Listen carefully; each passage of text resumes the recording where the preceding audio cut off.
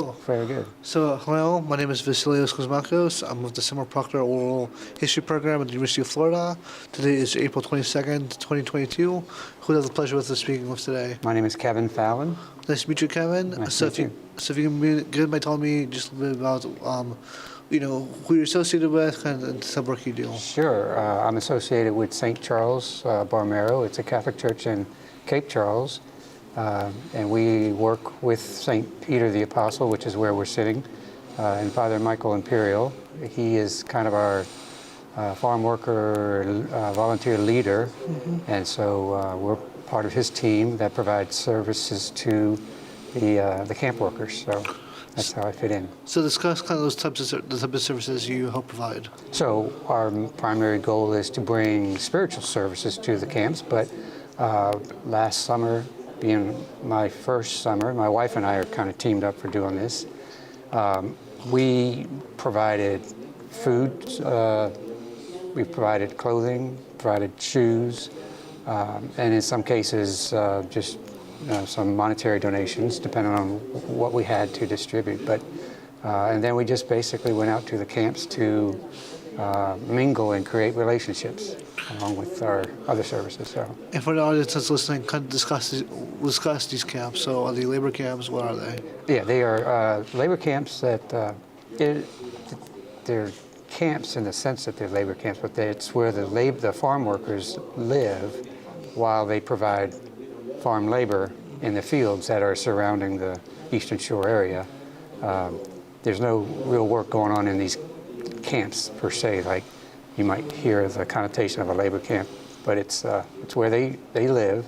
They set up their homes for 3, 6, 9 months out of the year, and so we go into those camps and try to assess their needs and try to provide them to the extent that we can. Anything that makes them feel a little bit more like at home or at least part of the community. So you mentioned that, not only do you provide kind of spiritual help, but you also do a lot of kind of physical stuff, money, food, clothes, etc. Yeah. Discuss the specific kind of needs that you see in these communities and what your organization does directly to fill those needs. So we had a really cool experience last year. Let's go with the spiritual need. My wife is a retired labor and delivery nurse, and she immediately gravitated toward this young woman who was pregnant and very visible and almost ready to, gave you the impression she was ready to deliver any minute. So she made a connection with her and came up with a plan to help provide some of the care and nurturing that you need, a mother or expecting mother might need. Got her vitals, if you will, and assessed where she was in terms of the real point of delivery. Gave her information about how to proceed from that point forward, who to go see. She had done some research on the local hospital care here, and we were able to provide some information for her for that. So we kind of connected her to where she needed to go for her delivery. Then after that baby was born, we had really formed a relationship with the mother and the father, Maria and Carlos, and we kept seeing them and we kept asking them what needs they had. And so, of course, with a new baby, they needed diapers, they needed formulas, they needed, well, not so much formula because she was going to breastfeed, but the car carrier, the car seats, and a little pack and play crib. So we had some connections across the bay.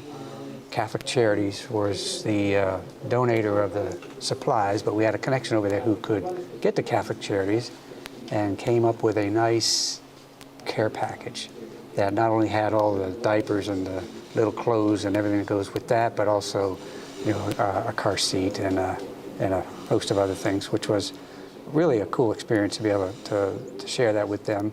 And then from there, we would see them at Camp Mass regularly, and by the end of the summertime, they were ready to have their baby baptized Juan Carlos, and they asked us to be the godparents, or compadres and comadres, which was, for us, being very new to this whole service-oriented kind of project, was kind of incredible for us. We got direct feedback from the people we were supporting in a very tangible way, and their form of their love for us, for what we did for them, which was quite unexpected. So that was a small story of how we helped out last year, I hope. Yeah, absolutely. That's a wonderful story. Generally, what are the type of needs that you see in the camps? Say? What are the types of needs you see generally in the camps? Types of needs in the camps would be, so one of the things we're going to try to do this year, we saw when we handed out shoes, tennis shoes last year, our first reaction was, okay, we showed up with like maybe 70 pairs of tennis shoes, and there probably were 80 to 100 people. And so our first reaction was like, okay, hey, one pair of shoes each, that's all we can do right now. But we realized that they weren't taking them to be greedy, they were taking them because they needed it. So they would go in the fields, and the shoes that they would wear, they were just regular running shoes or tennis shoes. By the time they came out of the fields, a day or two later, you can imagine how they looked. They were just caked with mud and dirt, and they needed to be washed out. And so the interesting thing you would see is on the roofs of these brick buildings or concrete buildings that were their housing facilities were tennis shoes. And it took us a while to figure out, well, why are tennis shoes on the roof? Well, they'd wash their tennis shoes out, they'd put them on the roof to dry. That's where the most direct sun would hit, and they could dry those. So that was their dryer, so to speak. So a big need that we came to realize was that they need footwear that would really help them get into the fields and come out of the fields and be able to rinse off and do use something that would allow that to be a quick process. So our goal this year is we've gone out and bought a couple pairs of these ankle-high boots, and we're going to trial fit some of those with the migrant workers to see if that could be a solution for them. They look like they would. They're very low aggressive tread, so they won't get really caked with muds, but it looks like something that they could wear in the fields, go home, rinse off, and have it dry by the next morning and be comfortable enough to work all day long. So that was one specific need that we saw. We learned our first take was, they're taking more than they needed, but really they were only taking what they absolutely needed. And once we understood that, we were thinking about ways how we could help fix that need. So that's one particular area. So you provided clothes to a lot of these kind of Yes, we did. individuals? So we would get donations of, T-shirts, sweatshirts, and hats were the primary items donated. Long sleeve T-shirts. They're in the fields all day, and it's not so much that they weren't keeping warm, but they were keeping sun off, chemicals off, the plant, even if there were no chemicals, just the plant irritations from the skin. Highly important piece of garment for the workers. Then for some of them, they stayed until October, November. And so the season changing, you would think of farm workers being out in the sun in summertime, and then when this summer goes away, that they would go away, but they don't.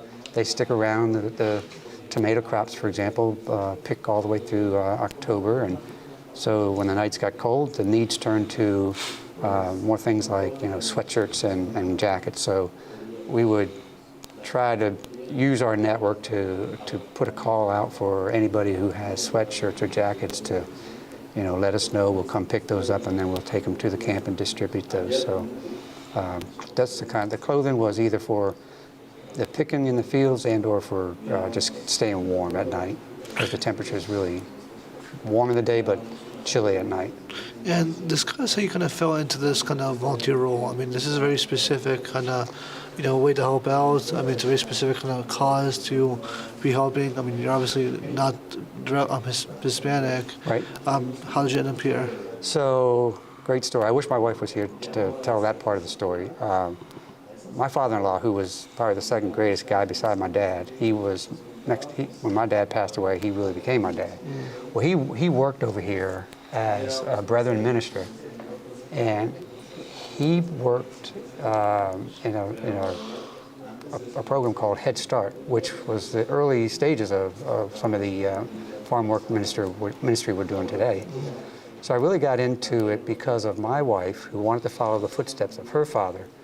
So we retired 2020 and decided that we were going to move over to the Eastern Shore. We had connections over here anyway because my father-in-law came over here. Were you from Virginia originally? Where'd you move from? Yeah, I moved from Williamsburg, Virginia. Cool. And my wife's father had set up a little beach cottage here.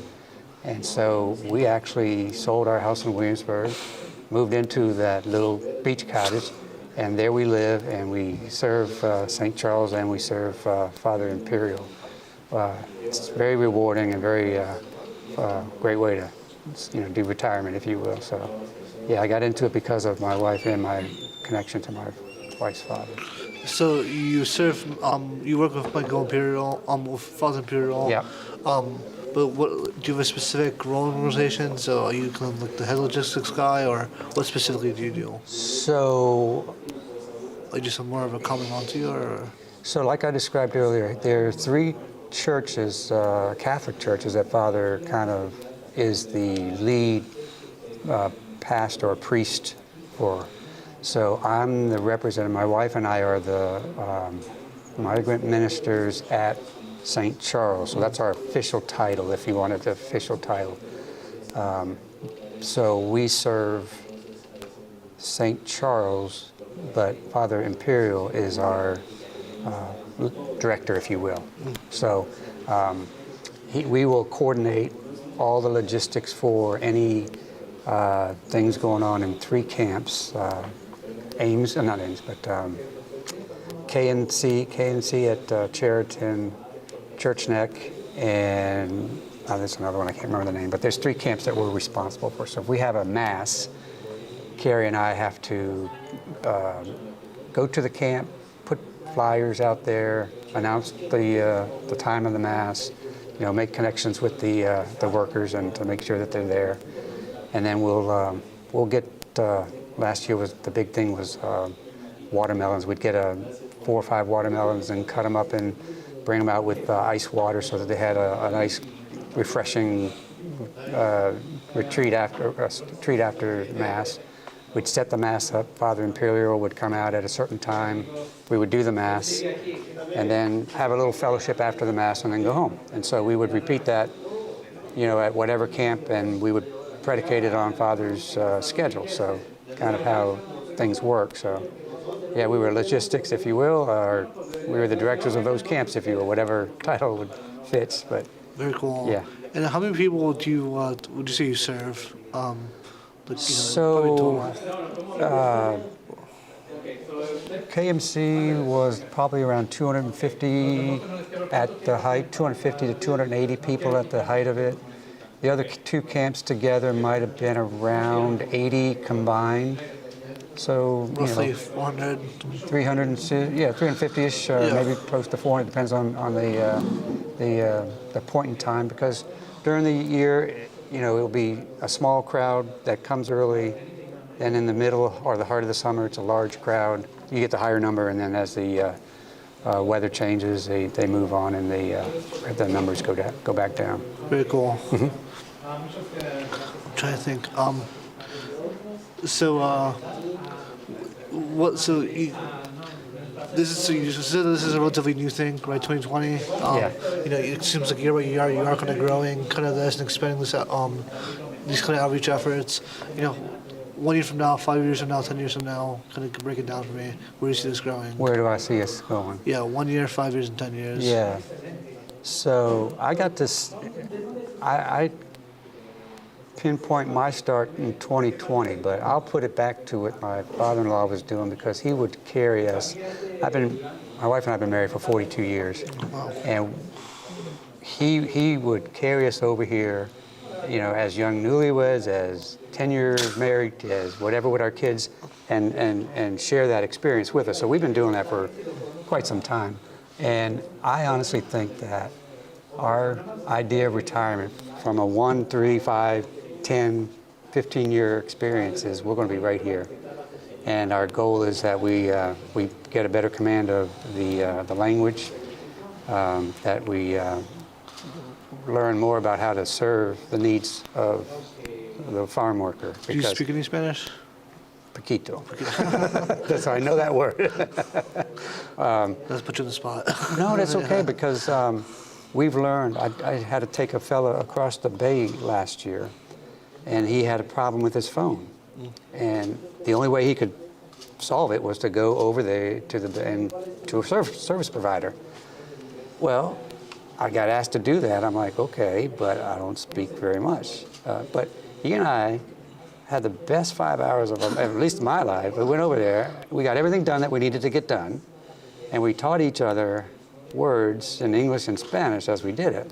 And so if I look at last year and say that at the very beginning we didn't know any Spanish, you know, we made the fatal error of writing some things out. Hi, my name is Kevin, and then, you know, we would say that in Spanish. Well, guess what we got in return? I mean, they start talking in Spanish, and it's so fast, and we have no idea what they're saying, so we just walked into a trap. Like, we gave them the impression that we knew the language, and we really didn't. The phone was a godsend, so it helped us translate. And then we picked things up. You just pick things up. You pick enough up to learn how to communicate with each other. So I think that's really our long-term goal, is to get through that so that we can really come in here and do what they need, not what we want to do, if that makes sense. Absolutely, yeah. Focusing on their needs and having them kind of lead the pack, you know, and then you kind of just support them. Yeah. That's wonderful. So you kind of mentioned how not only did your father-in-law brought you into this, he kind of sucked you in. He sucked you in. Yeah, he did. But then he also mentioned how you sucked your kids in. Yeah. Right. So kind of talk about kind of that, you know, dynamic, right? So like, you know, how have your kids benefited from all this work that you've been doing? Are they involved in that, or? Yeah. So when we had 4 kids, and as they were growing up, they got caught up in the experience and seeing that. At the moment, the only involvement that they have right now is they hear the stories of mom and dad and what they're doing, and they're like, you guys do realize you're retired and you're supposed to be like going here, there, and not working like this, but they also realize the fulfillment that we get out of it. So I know that they're impacted in a way that they see mom and dad doing something that they love. So from that perspective, I think that's how they're impacted. And, you know, just kind of through your own networks, right? Through your extended family, through your friends. Yeah. I mean, when they hear about the work you're doing, right? I mean, how do they kind of perceive all that? I mean, do you feel like you educate them at all? Do you think they're more aware? Absolutely. Because of your walk through this Absolutely. stuff? So I came from a family of 9. So Wow. I have 8 siblings that I get to share this with. Wow. And if I can reach into their resources to help do the work that we're doing, I do that. But they all appreciate, and they're very aware, are well aware of what we're doing, and they're not surprised that Carrie and I are doing what we're doing. So they're pretty supportive of what we're doing, and but yeah, they're not surprised. Yeah. Very cool. And do you, I guess I'll kind of just end this interview by kind of just asking you if you have any more, if there's anything you kind of want to say to the world, right? So anybody that's listening, you know, would you have to, you know, any final thoughts? What would I say? I would say that, you know, we as humans on this earth, we have to figure out how to get along. And a lot of the reason we can't get along is the fear that we have with people that we don't know. And so don't be afraid of just jumping in and just seeing for yourself and learning. Instead of letting somebody else tell you how things are, just jump in yourself and and ask, and then with an open mind and open heart, try to understand your fellow man and see where it gets you. Absolutely. Yeah, wonderful. Well, with that, this concludes the interview. I really appreciate your time, sir. Thank you. Thank you very much for listening. Yep. All right. Well, thank you very much. I appreciate that. Thank you, sir.